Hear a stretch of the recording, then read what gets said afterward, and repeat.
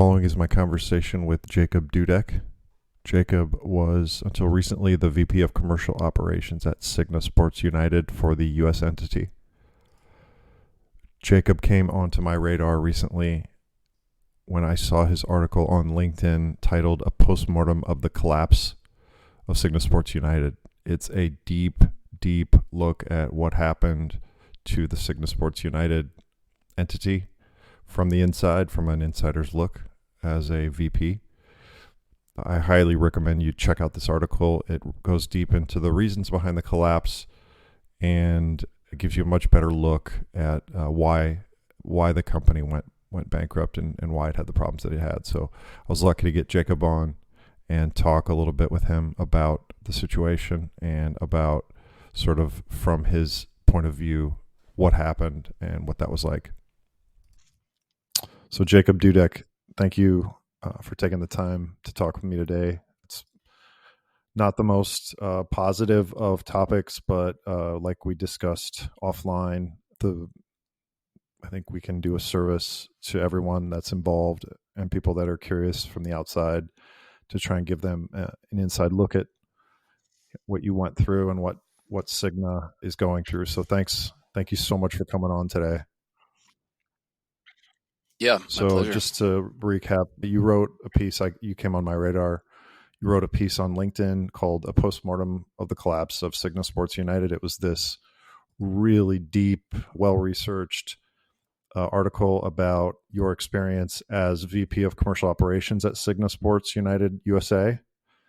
And that's correct. And yep. Maybe why don't we just, so that's what we're going to talk about today. Maybe do you want to just talk about, I think maybe we can start with kind of how you got started before, maybe a little bit before SIGNA, because we're going to have a lot to talk about. So maybe you can just talk about like what you're before SIGNA. Sure. And then start with jumping into the specifics of kind of what the article. I guess we can use that as a structure for everything today.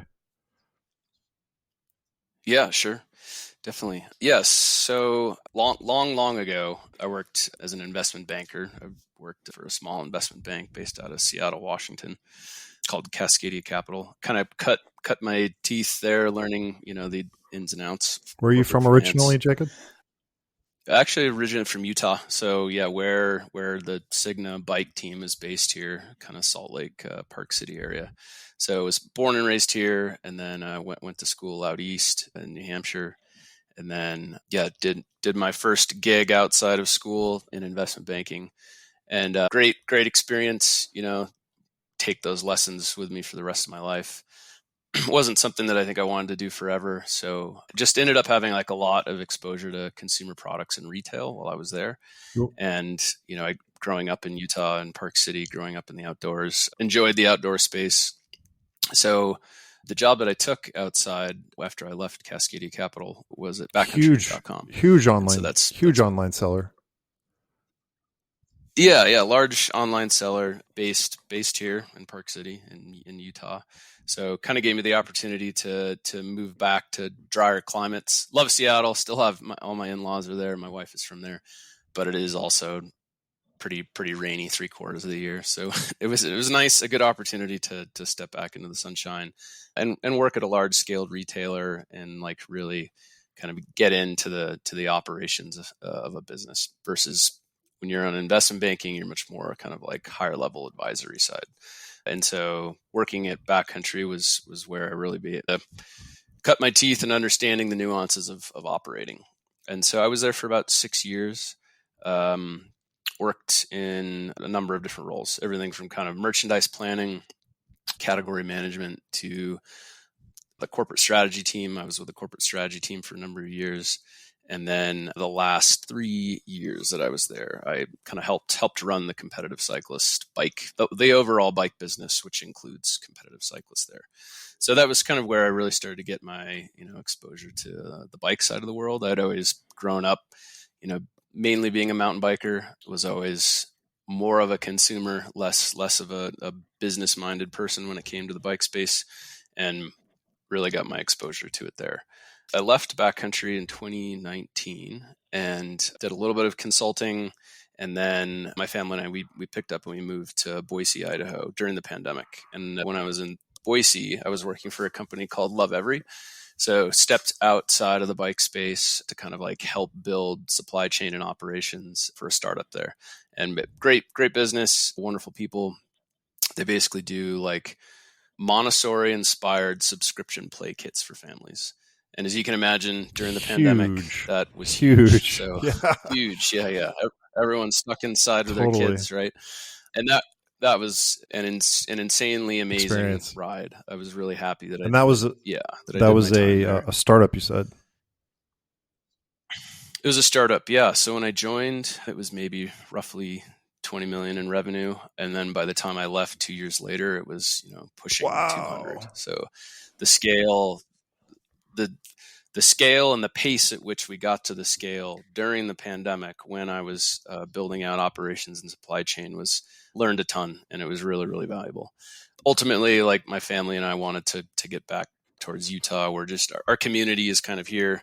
And with the kids, getting to school age and everything, we wanted to get How many kids do you have? So, Jacob? I was two. Yeah, two. I've got one who's almost 7, and boys, girls. 4.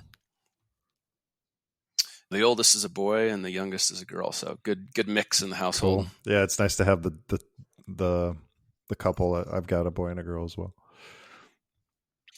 Nice. Yeah.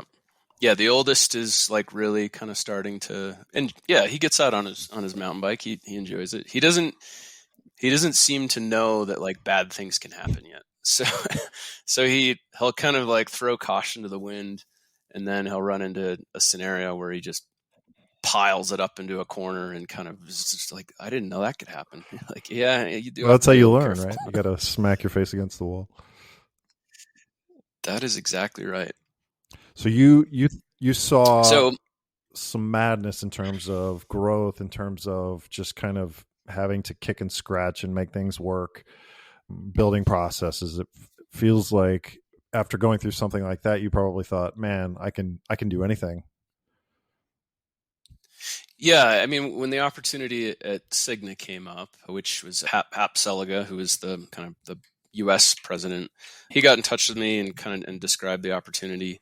And it seemed, from an operational standpoint, it was very much something that we could craft together and we could accommodate. It wouldn't be nearly the same level of complexity or problems that I'd seen at Love Every. So I think what was most interesting about the opportunity with SIGNA was that they had given us a lot of latitude to develop our own market here in the U.S. And I think the only way that I think both Hap and I saw that you could get something to a handful of brands to a competitive position, to a competitive advantage, was if you really tailored your value chain to be something a little bit different. And that involved not just brands that are trying to sell, whether it's through a direct channel or through a dealer base, but brands that were then also backed by an owned layer of retail and an owned layer of distribution, if the price point allowed for it. For example, the nuke-proof price points, are high enough that the margin profile allows for a dealer base if you want. On the Vita side, the price points are low, and it's very like direct to consumer centric. We with that brand, we try to deliver the absolute best product performance for the best value available. So that one was an example of a brand where it was designed purely to be direct and available direct to consumers. But one of the core issues with that, if you're solely trying to hang your hat on just being direct to consumer, is you expose yourself quite a bit to what goes on in the paid ad markets. So, i.e., what you're going to pay the Google, what you're going to pay because that's sort of a Um, tax at the end of the day that can.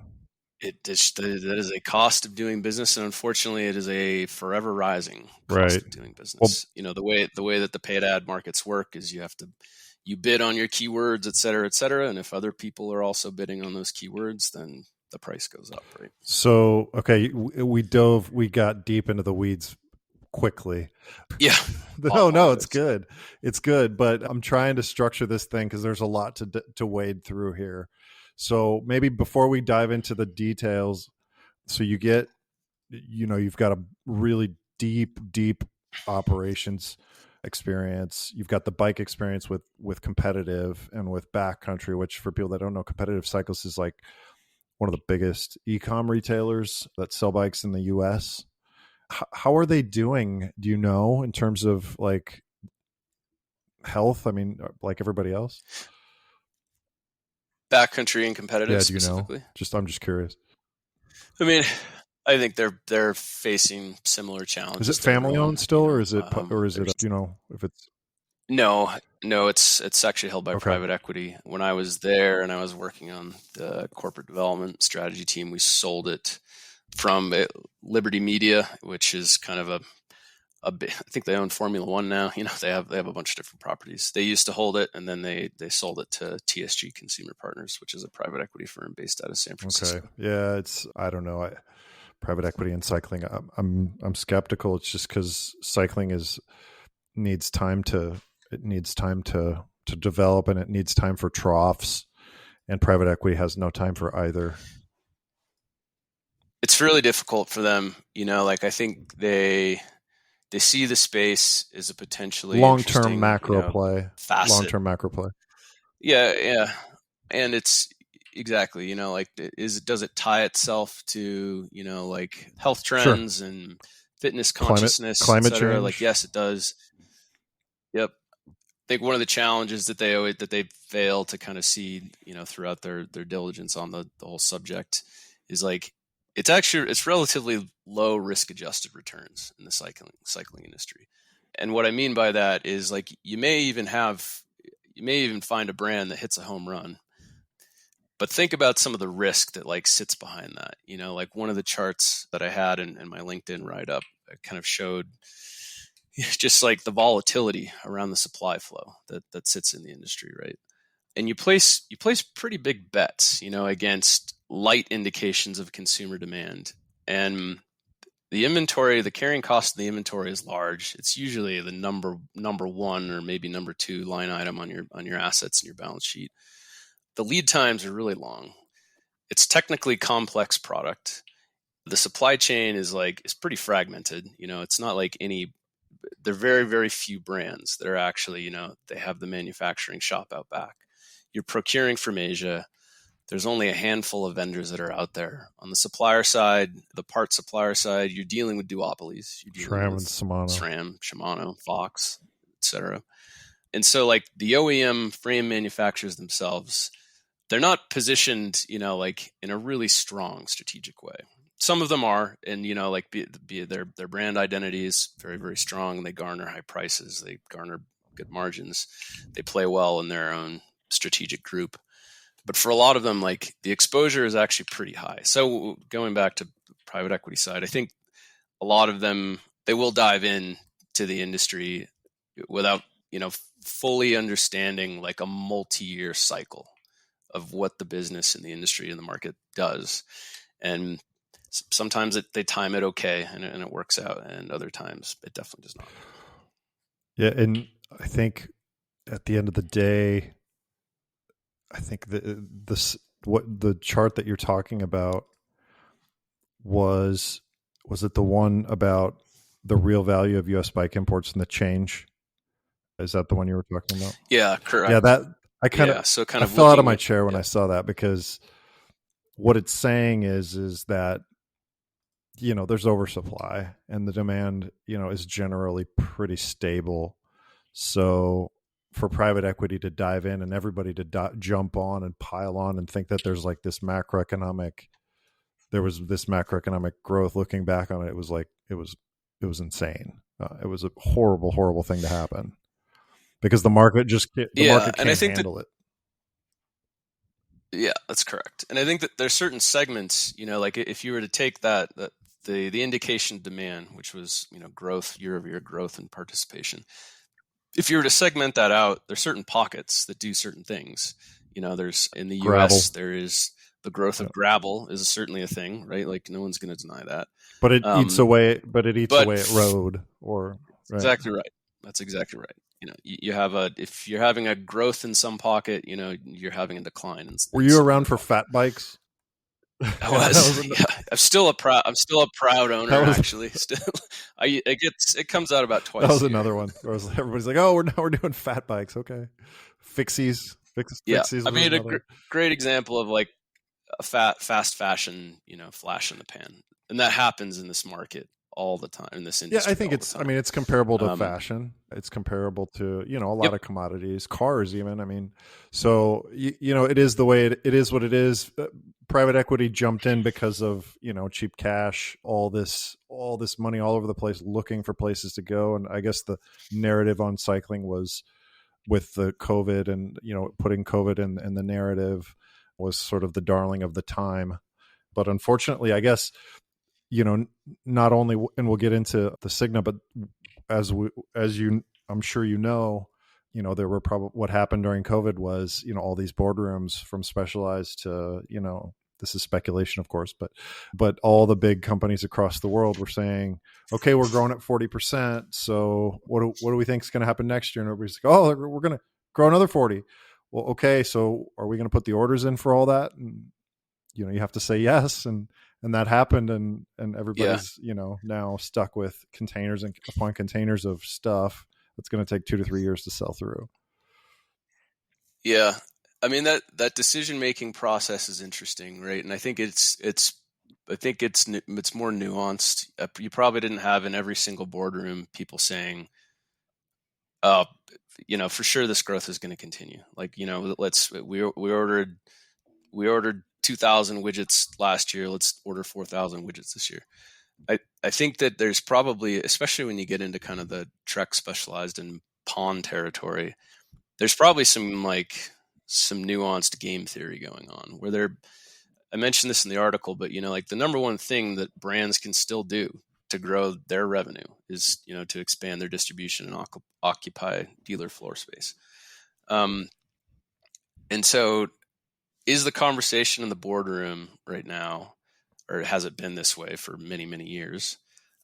If we don't procure X, like we have a hunch that competitor, number one over here is procuring X. If we don't procure X too, then we're going to actually lose floor space. And that puts our own business at risk. And so like, do you have some sort of like funny game theory thing going where, you have prisoner's dilemma, where if everyone agreed like, well, we won't procure X, we'll procure X divided by 2, and the industry will actually meet the capacity will meet demand. I mean, that clearly never happens, right?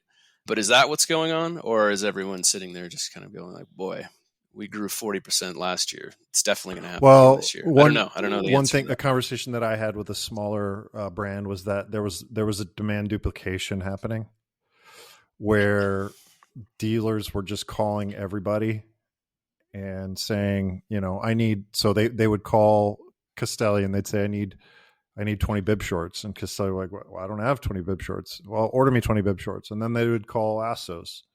They'd be like, Assos, do you have 20 bib shorts? No, I don't have 20 bib shorts. Well, order me 20 bib shorts.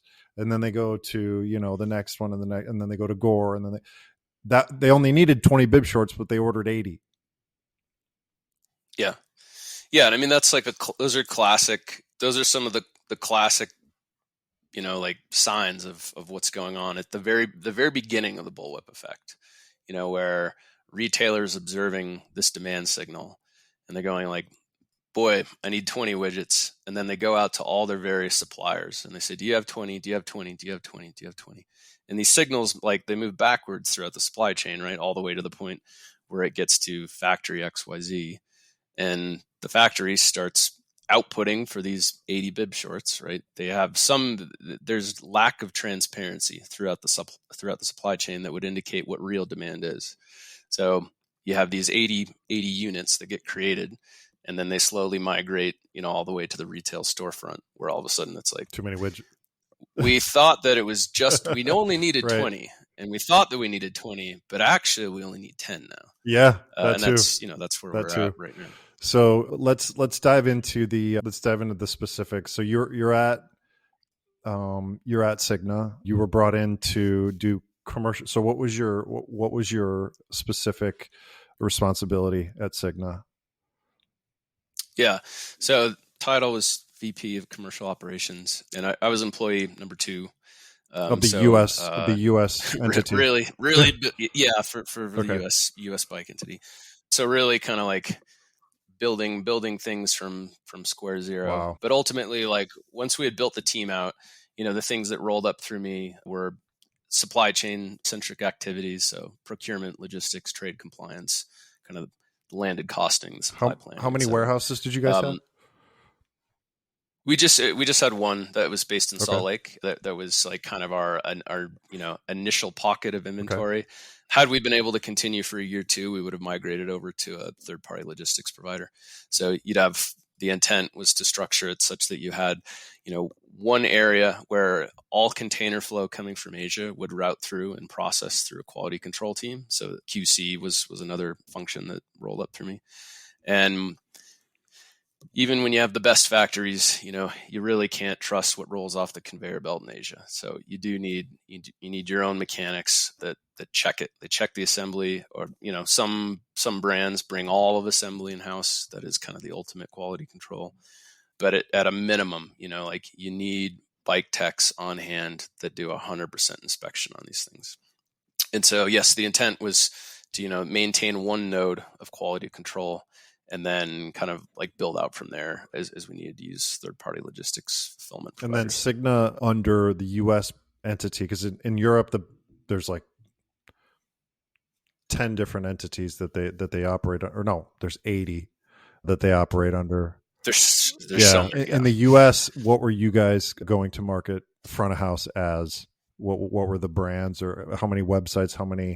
What was the total kind of commercial operation that you guys were hitting the market with in terms of like storefronts? Yeah, in year one, we had gotten Nuke Proof and Vitus live. So those are the two brands. Nuke Proof being, for those that don't know, it's kind of a very gravity-centric mountain bike brand based out of Northern Ireland for the most part. That's where kind of product and engineering is.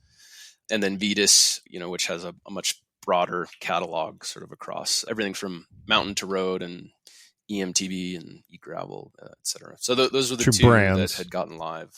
Two brands with two websites. Yes, correct. Okay.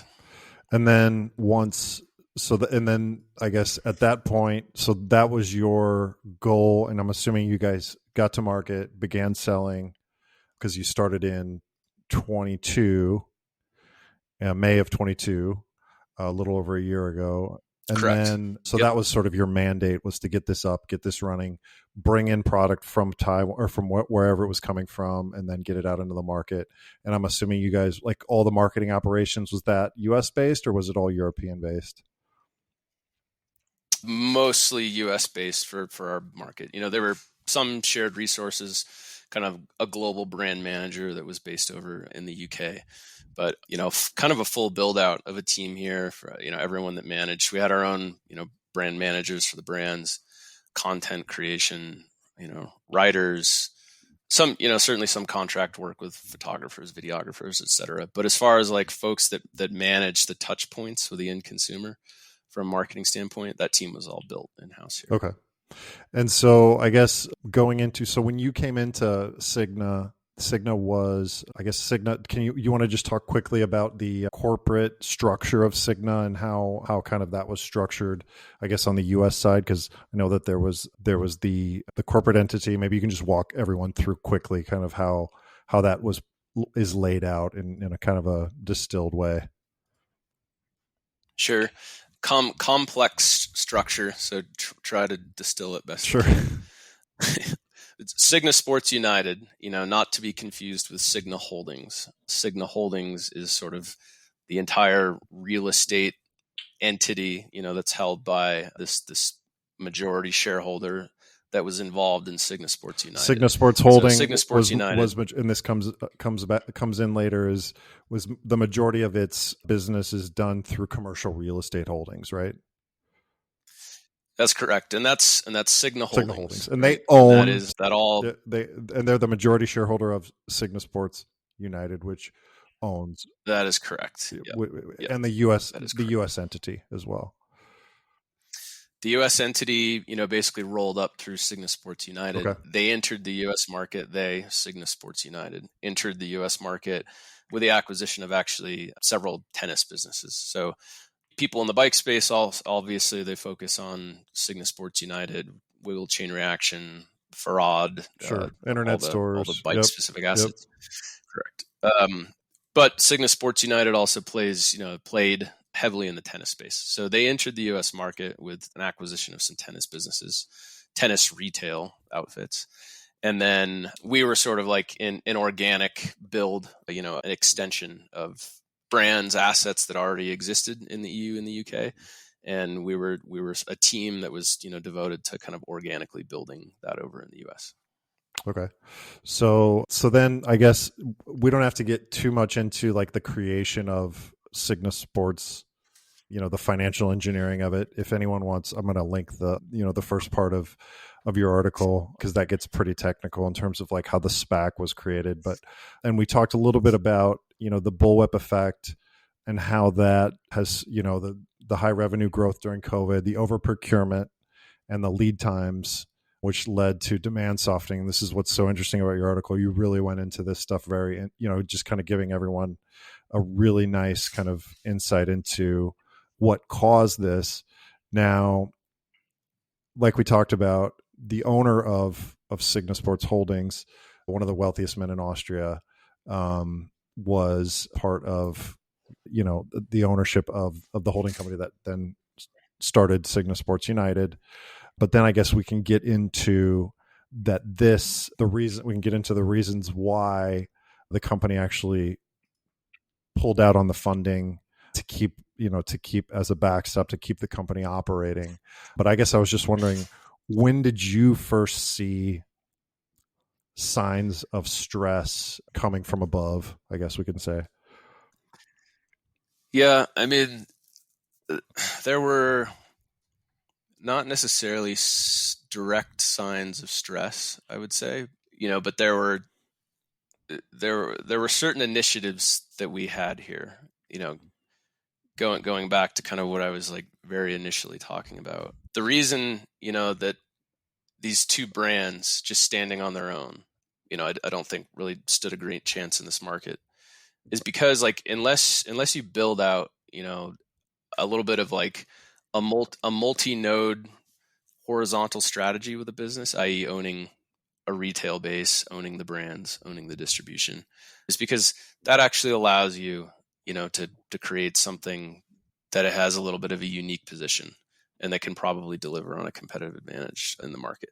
And so the reason that I say that is because, on the retail footprint side or the third-party brand e-commerce side, and when I say third-party brand e-commerce, I mean something that like what a competitive site does. Yeah. You have to have distribution on those channels, right? You have to have distribution. Yeah, that's correct. Because there's so much.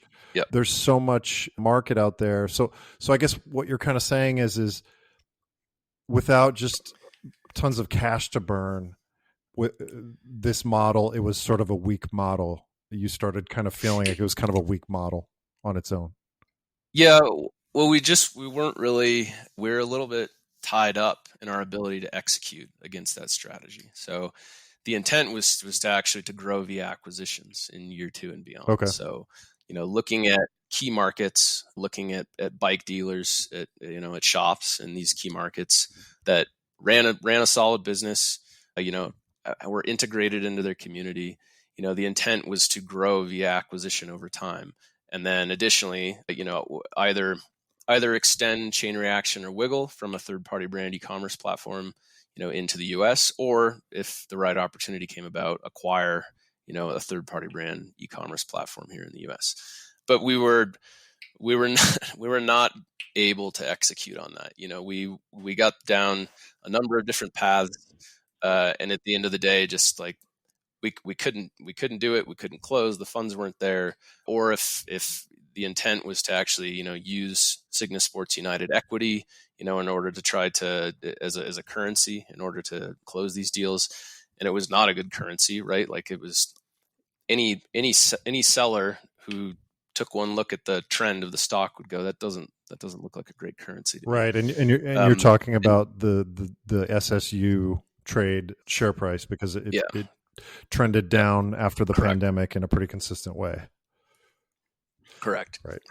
And so, yeah, I would say like probably early to mid 2023, just it generally felt like there were headwinds that we weren't going to be able to overcome. So, and that to me signaled like something must be going on, over in Berlin, which is where SIGNA Sports United is based, such that like we're being prevented from executing on a plan that we had laid out and that Berlin had bought into to execute against, and we're not able to do that.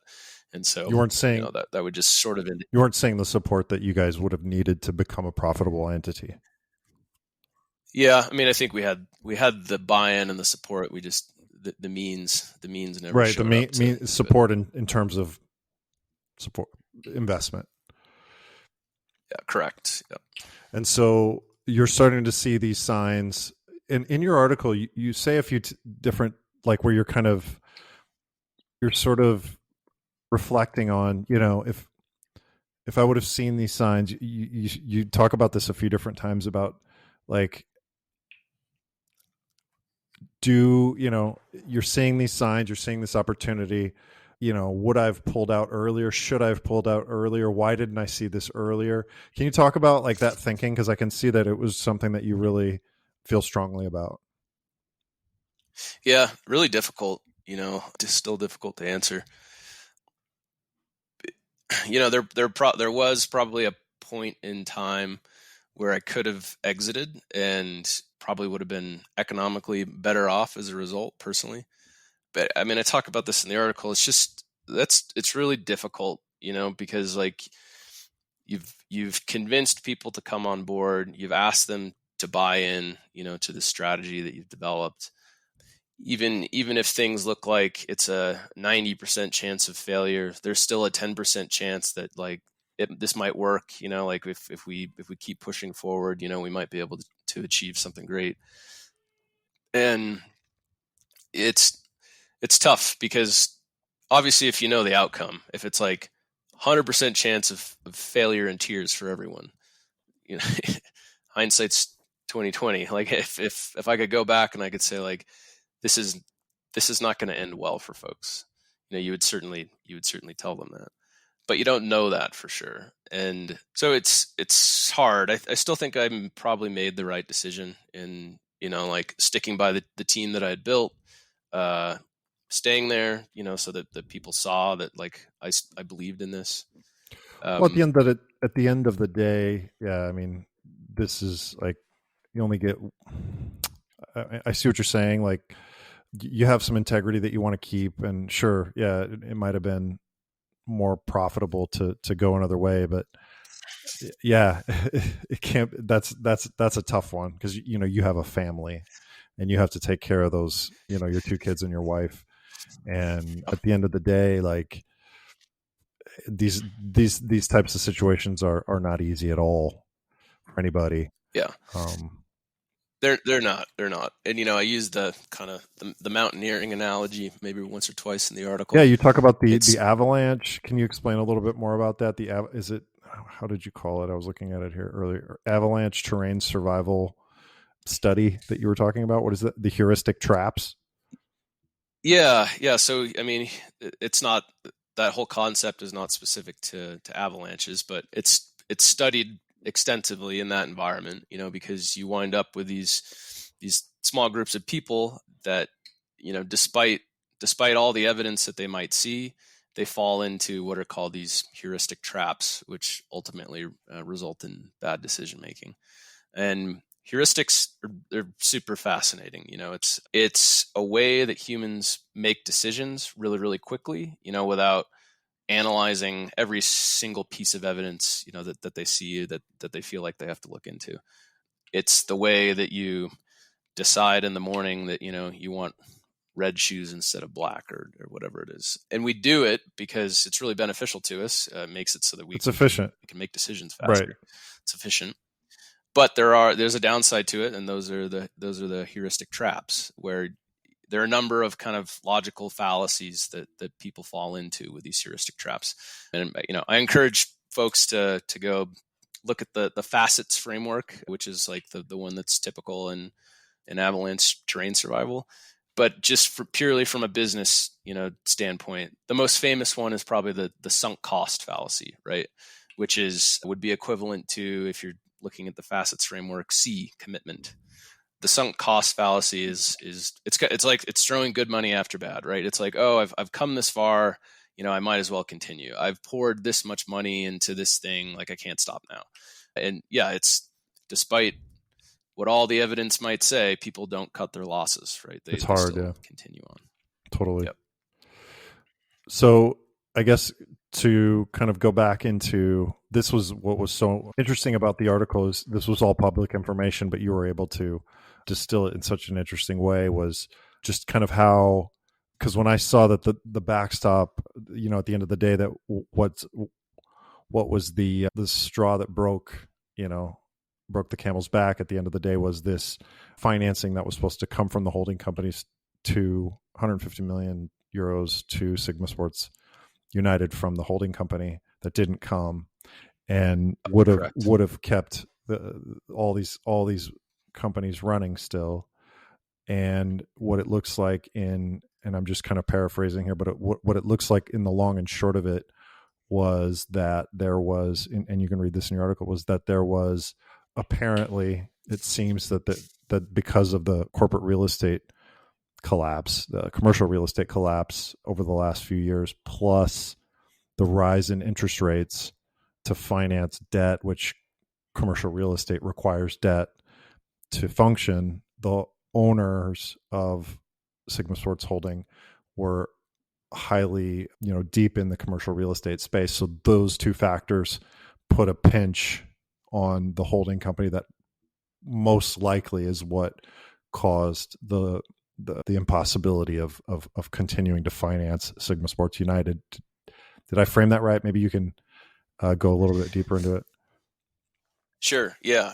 I mean, the entire premise of SIGNA Sports United being a going concern, was the access to this commitment, this $150 million commitment.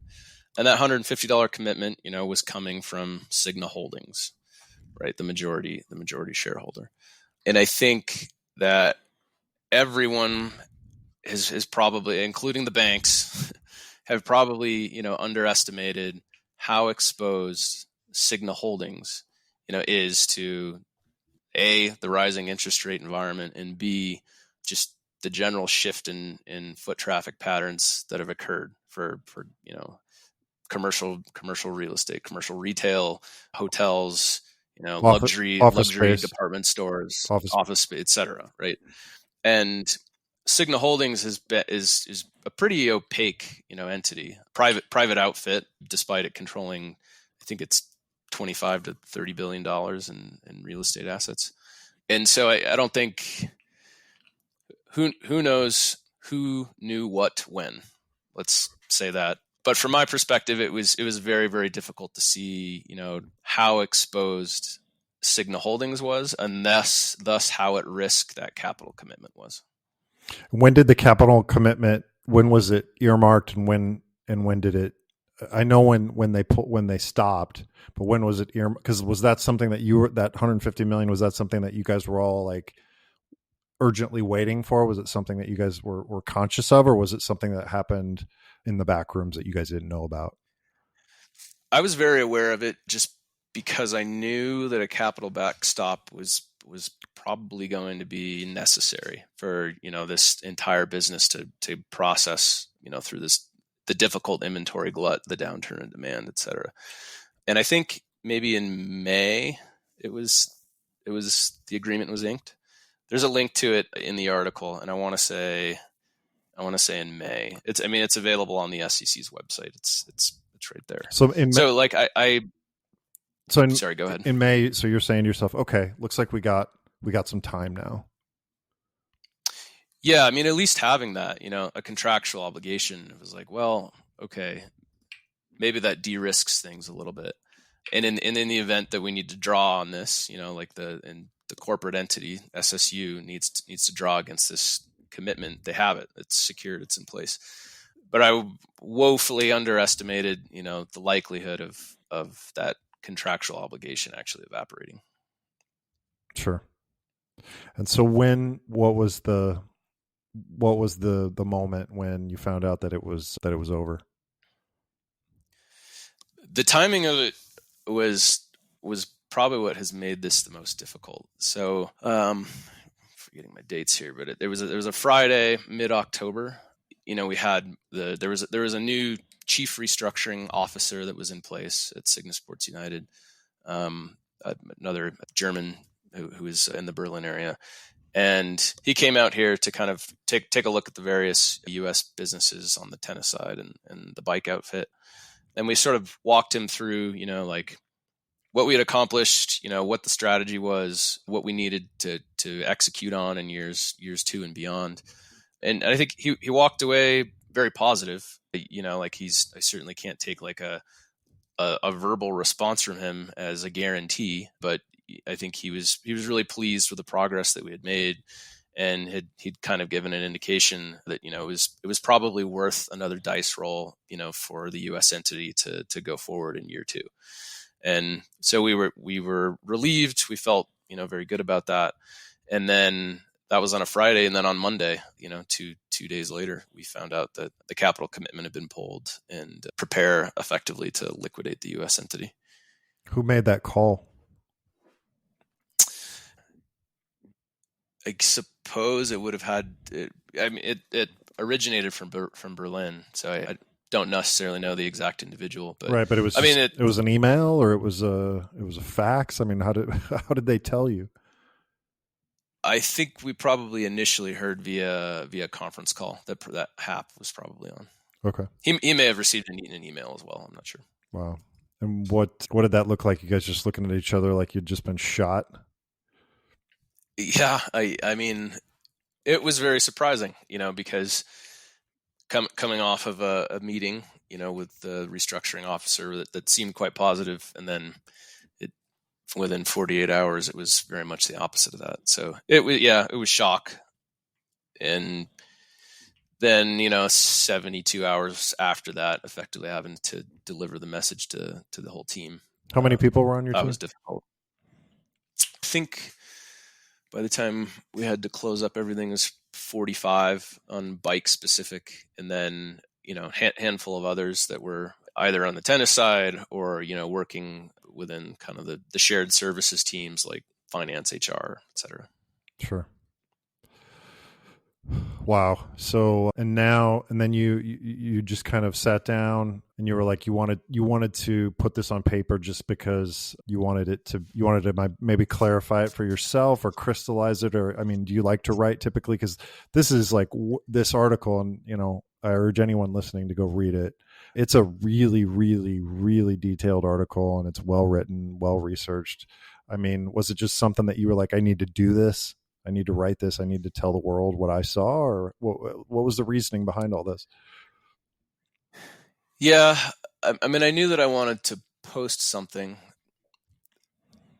that tried to at least comprehensively tie, these different corners of like a broader story together, because everything that was going to come out was either going to be, like a brief report on canceling of a capital commitment letter, or a downtrend in a stock price, or employees getting terminated quickly in the United States. I personally didn't think that anyone was probably going to stitch together all these different facets of the story that I had been sort of observing for 6 months plus prior. It seemed like there was a bigger story loop that could be created. And I don't write that much in, outside of business. Write a ton, as part of my day-to-day job. The irony is my wife is the writer. She's actually an author, and she helped me out a ton throughout the process. I have a newfound respect for what she does after all that. There's something beautiful. There's something beautiful about putting words and ideas onto paper, because it really does clarify them in a way. Yeah, and it also just it had to happen so that I could get the story, or at least a hypothesis on the story, like structured in space. Because there's some complex nuances with the whole story, right? And like keeping track of all of that just in my head, it needed to get out Sure. onto a medium where I could Structured. shift things around and structure it, and I could dive into deeper details to go like, does this all make sense? Does this like hold together as part of the whole story? And so that's, it was something that I had to do personally for myself, but then I also wanted to make sure that it made it out into the world so that, other folks could get a read on it.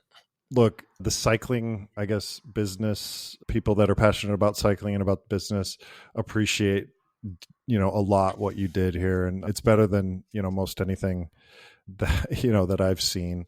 So anyway, thank you. I appreciate it. Yeah. And that was the reason why, I immediately wanted to reach out to you because, I have this podcast, and to have someone that would give this much nuance to our business was, really special. So anyway, thank you so much for coming on today, Jacob. This was really cool to have a chance to, to discuss this. I'm going to link the article in here, and if anybody wants to reach you, they can reach you on LinkedIn. I'm assuming anywhere else. Yep. LinkedIn. I'm not great at social media. LinkedIn is the one that I try to kind of keep up to date though. So yeah, feel free to reach out there.